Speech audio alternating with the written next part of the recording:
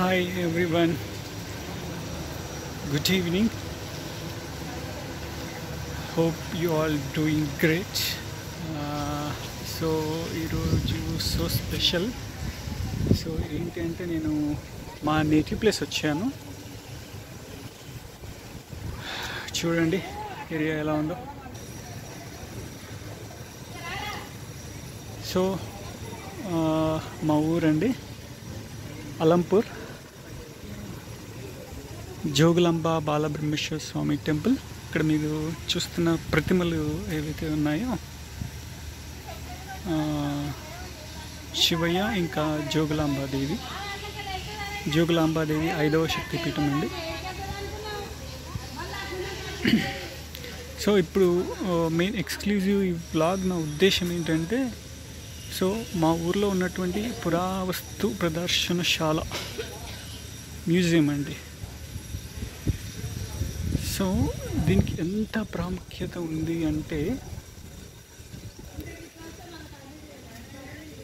Almost 9th century నుంచి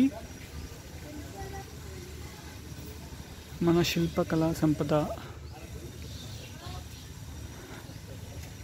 అన్నీ కూడా భద్రపరచబడి ఉన్నాయి ఇక్కడ.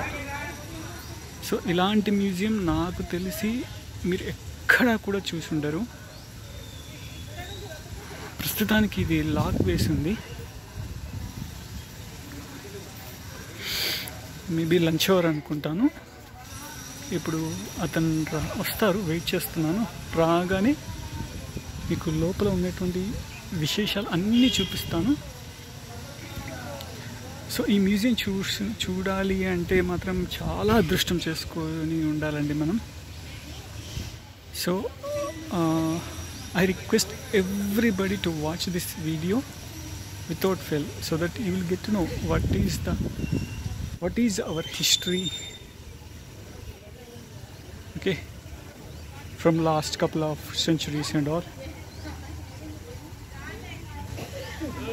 So తప్పకుండా చూడండి, మిస్ అవ్వద్దండి.